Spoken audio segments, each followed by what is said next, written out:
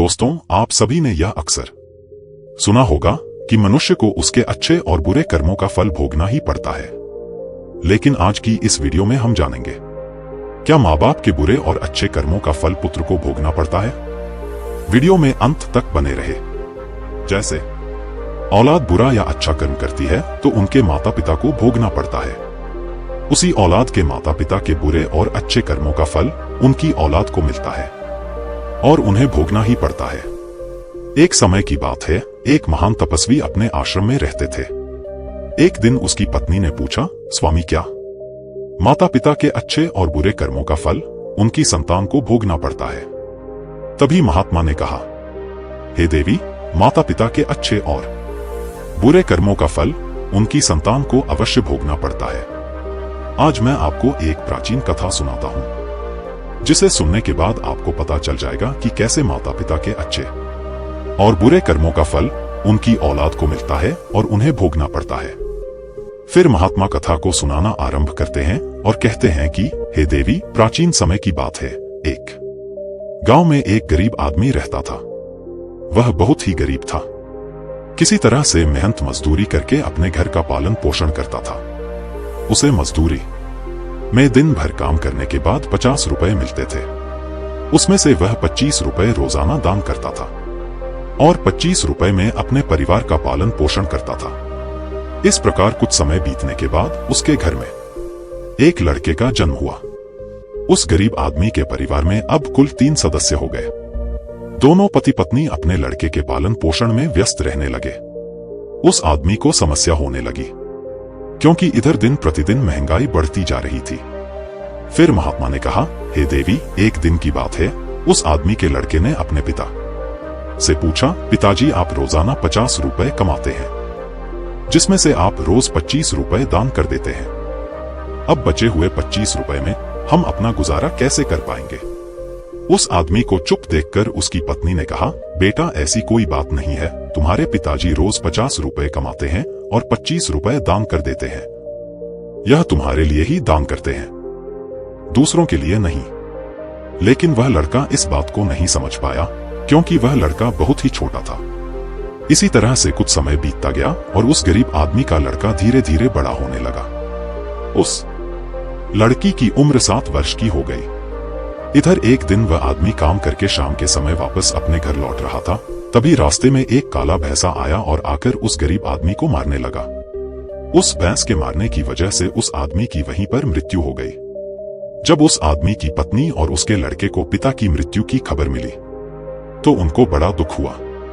फिर एक दिन उस गरीब आदमी के लड़के ने अपनी माँ से पूछा कि माँ, हमारे पिताजी जी कहाँ चले गए हैं? उस गरीब आदमी की पत्नी ने कहा कि बेटा, तुम्हारे पिताजी हम सबको छोड़कर यमपुरी में यमराज के पास चले गए हैं। जब तुम्हारे पिताजी थे तो रोजाना 50 रुपए कमाते थे और 25 रुपए की बचत करते थे।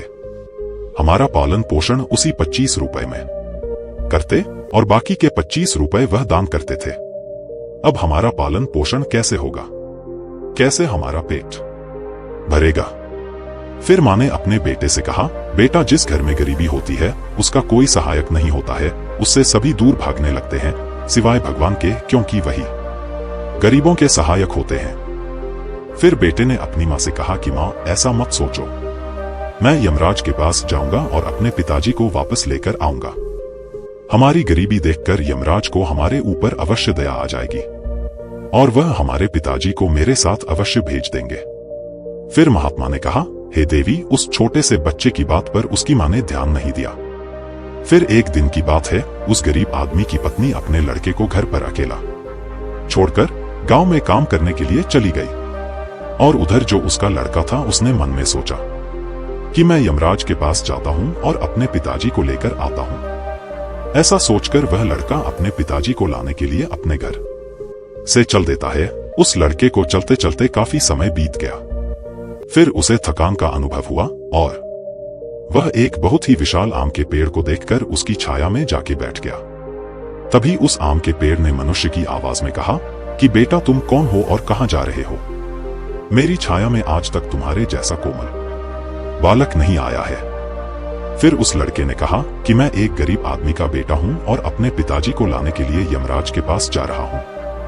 उस आम के पेड़ ने जब उसकी यह बात सुनी तो उसने कहा कि बेटा तू मेरे लिए भी यमराज से एक प्रश्न पूछ कर आना कि मैं कई वर्षों से यहाँ पर लगा हुआ हूँ, लेकिन मेरा एक भी पत्ता जमीन पर नीचे नहीं गिरता है और ना ही मेरी डालियां सूखती हैं। मैं कितने वर्षों तक और यहाँ पर खड़ा रहूंगा? मैंने अपने पूर्व जन्म में ऐसा कौन सा पाप किया था जिस कारण से मुझे इस योनि से मुक्त नहीं मिल पा रही है? इसका कौन सा कारण है? तब उस लड़के ने कहा कि ठीक है, मैं यमराज से तुम्हारा यह प्रश्न जरूर पूछ कर आऊंगा। महात्मा ने कहा, हे देवी, इतना कहकर वह लड़का वहां से आगे जाता है और चलते चलते रास्ते में उसे एक इच्छाधारी सांप मिला। उस सांप को देखकर वह लड़का डर के मारे कांपने लगा और वहां से भागने ही वाला था। तभी वह सर्प मनुष्य की आवाज में बोलने लगा, बेटा तुम मुझसे डरो मत, मुझे इतना बताओ कि तुम कौन हो और कहां जा रहे हो? वह लड़का उस सर्प के पास गया और हाथ जोड़कर कहने लगा, हे नागराज, मैं गरीब आदमी का बेटा हूं और मैं यमराज के पास अपने पिताजी को लाने के लिए जा रहा हूं। उस सांप ने कहा कि बेटा तुम यमराज से मेरा एक प्रश्न पूछ कर आना। मैं कई वर्षों से यहां पर पड़ा हुआ हूं, मेरे से अब चला भी नहीं जाता। मेरे शरीर में इतनी भी जान नहीं है कि मैं थोड़ा सा भी चल फिर सकूं। मैंने अपने पूर्व जन्म में ऐसा कौन सा पाप किया था जिस कारण से मुझे इस योनि से मुक्ति नहीं मिल पा रही है? इसका क्या कारण है? तब उस लड़के ने कहा कि ठीक है, मैं यमराज से तुम्हारा यह प्रश्न पूछकर जरूर आऊंगा। महात्मा ने कहा, हे देवी, इतना कहकर कर वह लड़का आगे चलने लगा। फिर चलते चलते रास्ते में उसे एक किसान मिला। किसान ने कहा कि बेटा तुम कौन हो, कहां जा रहे हो? देखने में तो तुम बड़े ही सुकुमार और कोमल लग रहे हो। फिर उस लड़के ने कहा कि मैं एक गरीब आदमी का बेटा हूं और मैं यमराज के पास अपने पिताजी को लाने के लिए जा रहा हूं। फिर उस किसान ने कहा कि तुम यमराज से मेरा एक प्रश्न पूछ कर आना। मैं चलते हुए राहगीरों की प्यास बुझाने के लिए कई सालों से यहाँ पर एक बावड़ी खुदवा रहा हूँ, लेकिन इसमें पानी अभी तक नहीं निकला है। मैंने अपने पूर्व जन्म में ऐसा कौन सा पाप किया था जिस कारण से इस बावड़ी में अभी तक पानी नहीं निकला है? मैंने इसमें बहुत सारे पैसे भी खर्च कर दिए हैं, इसका क्या कारण है? उस लड़के ने कहा, ठीक है, मैं यमराज से तुम्हारा यह प्रश्न जरूर पूछ कर आऊंगा। महात्मा ने कहा, हे देवी, इतना कहकर वह लड़का वहां से आगे की ओर चलने लगा। चलते चलते रास्ते में उसे एक बहुत बड़ा तालाब मिला। फिर वह लड़का तालाब के किनारे पर गया और पानी पीने लगा।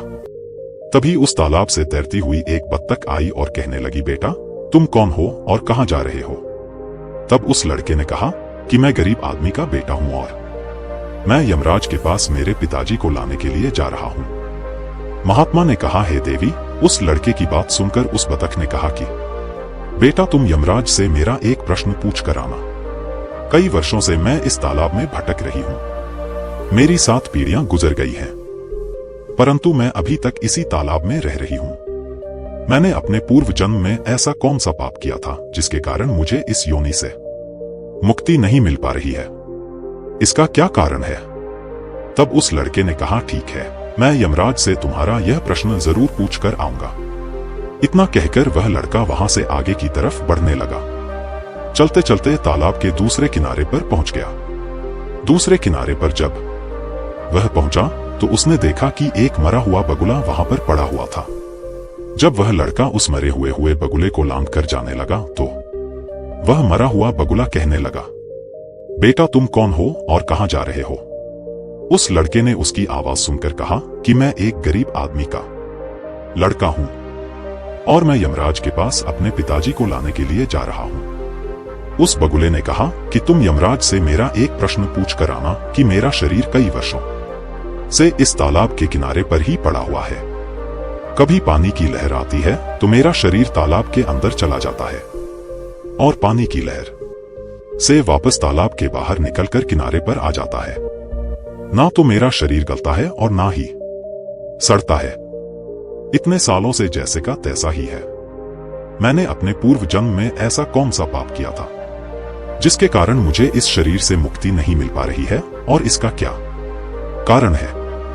उस लड़के ने कहा, ठीक है, मैं यमराज से तुम्हारा यह प्रश्न जरूर पूछ कर आऊंगा। महात्मा ने कहा, हे देवी, इतना कहकर वह लड़का वहां से चलने लगा और वहां से चलते चलते यमपुरी में पहुंच गया। वहां पहुंचकर उसने यमराज को प्रणाम किया और हाथ जोड़कर कहने लगा, हे यमराज, मेरे पिताजी कहां पर है? जब मेरे पिताजी घर पर थे तो वह रोजाना 50 रुपए कमाते थे, जिसमें से 25 रुपए तो दान कर देते थे और 25 रुपए में से हम लोगों का पालन पोषण करते थे। लेकिन अब मेरे पिताजी घर पर नहीं है तो मैं और मेरी मां भूखे मर रहे हैं। आप उन्हें जल्दी से मेरे साथ हमारे घर पर भेज दीजिए। महात्मा ने कहा, है देवी। फिर यमराज ने उस लड़के की बात सुनकर कहा, ठीक है, मैं तुम्हारे पिताजी को घर पर भेज दूंगा। पहले तुम यहां पर बैठो। यमराज ने उस लड़के को अपने पास में बिठाया और उसको भोजन कराया। भोजन कराने के बाद पूछा कि तुम्हें और क्या चाहिए। फिर उस लड़के को रास्ते में जो मिले थे उनके प्रश्न यमराज से पूछे। यमराज ने उन सभी के प्रश्नों का उत्तर दिया और कहा कि बेटा, तुम जाते समय उन सबको उनके उत्तर बताते जाओ। फिर यमराज ने कहा कि बेटा, तुम अपने घर पर जाओ, तुम्हारी मां तुम्हारा इंतजार कर रही है। तुम्हारे पिताजी तुम्हारे घर पर पहुंच जाएंगे। फिर वह लड़का यमराज को प्रणाम करके वहां से वापस अपने घर के लिए चलने लगा। चलते चलते रास्ते में सबसे पहले उसे वही बगुला मिला जो तालाब के किनारे पर पड़ा हुआ था। उस लड़के को देखकर वह मरा हुआ बगुला कहने लगा, बेटा, क्या तुमने यमराज से मेरा प्रश्न पूछा था? तब उस लड़के ने कहा, हाँ, मैंने यमराज से तुम्हारा प्रश्न पूछा था। यमराज ने कहा कि तुम पहले बहुत बड़े विद्वान थे, परंतु तुमने किसी को भी अपना ज्ञान नहीं बताया, अब मर गए हो। वह ज्ञान तुम्हारे अंदर ही अंदर खोल रहा है। जब तक तुम अपना ज्ञान किसी को नहीं बताओगे तब तक तुम्हारी आत्मा को शांति नहीं मिलेगी। महात्मा ने कहा, हे देवी। फिर उस मरे हुए बगुला ने कहा कि बेटा, अब ऐसी हालत में मेरे पास ज्ञान लेने के लिए कौन आएगा? तुम मेरा ज्ञान ले लो। फिर उसने उस लड़के को जितना भी उसके पास ज्ञान था वह सारा ज्ञान उस लड़के को दे दिया और ज्ञान देने के बाद तुरंत ही उसकी आत्मा को मोक्ष की प्राप्ति हो गई। फिर वह लड़का आगे चल पड़ा। चलते चलते उसे वहीं बत्तख मिली। बत्तख ने कहा कि बेटा, क्या तुमने यमराज से मेरा प्रश्न पूछा था? उस लड़के ने कहा कि हाँ, यमराज से मैंने तुम्हारा प्रश्न पूछा था। उन्होंने कहा कि तुम्हारे अंदर अमृत है। जब तक तुम इस अमृत को किसी को नहीं दोगी तब तक तुम ऐसे ही व्याकुल रहोगी। बत्तख ने कहा कि बेटा, अब कौन मिलेगा मुझे, तुम ही मेरा अमृत ले लो। फिर बत्तख ने अपना अमृत उस लड़के को दे दिया और अमृत देते ही उस बत्तख की आत्मा को मोक्ष की प्राप्ति हो गई। इसी तरह से वह लड़का वहां से आगे बढ़ने लगा। फिर चलते चलते रास्ते में उसे वही किसान मिला जो राहगीरों के लिए बावड़ी खुदवा रहा था। उस किसान ने जैसे ही उस लड़के को देखा तो बड़े प्रेम से हाथ जोड़कर कहने लगा कि बेटा, क्या तुमने यमराज से मेरा प्रश्न पूछा था? उस लड़के ने कहा, हाँ, पूछा था। यमराज ने कहा कि आपके घर में एक जवान कन्या कुंवारी बैठी हुई है। जब तक आप उस लड़की का विवाह नहीं करोगे और कन्यादान नहीं करोगे तब तक इस बावड़ी में पानी नहीं निकलेगा। पहले जो तुम्हारा कर्म है उसे पूरा करो। जो ईश्वर ने तुमको दायित्व सौंपा है उस पर ध्यान दो। पहले आप कन्यादान करो, उसके बाद इस बावड़ी को खुदवा दो। फिर उसके किसान ने कहा कि मैं अपनी लड़की के लिए लड़का कहां ढूंढने के लिए जाऊंगा? तुम मुझे बहुत ही सीधे साधे स्वभाव के दिख रहे हो और सुंदर भी हो और देखने में बहुत ही अच्छे लग रहे हो, इसलिए बेटा तुम ही मेरी लड़की से विवाह कर लो। महात्मा ने कहा, हे देवी। फिर उस किसान ने अपनी लड़की का विवाह उस लड़के के साथ कर दिया। फिर किसान ने अपनी लड़की को बहुत सारा धन देकर विदा कर दिया। फिर वह लड़का आगे चला। चलते चलते रास्ते में उसको वहीं इच्छाधारी सांप मिला। उस सांप ने कहा कि बेटा, क्या तुमने यमराज से मेरा प्रश्न पूछा था? तब उस लड़के ने कहा कि हाँ, पूछा था।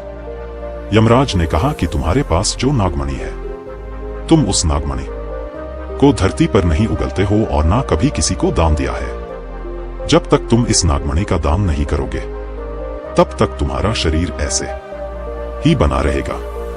फिर उस सर्प ने कहा कि बेटा, मैं यह नागमणि अब किसको दूं? इस नागमणि को तुम ही ले लो। फिर उस सांप ने अपनी नागमणि को उस लड़के को दे दिया। नागमणि को देते ही उस सांप की आत्मा को मोक्ष की प्राप्ति हो गई। इस तरह से वह लड़का अपनी पत्नी को लेकर फिर आगे चलने लगा। फिर चलते चलते रास्ते में उसे वही आम का विशाल पेड़ मिला जिसकी छाया में उसने विश्राम किया था। उसने पूछा कि बेटा, क्या तुमने यमराज से मेरा प्रश्न पूछा था? उसने कहा, हाँ पूछा था। यमराज ने कहा कि पूर्व जन्म में तुम्हारा काम स्कूल में बच्चों को शिक्षा देना था।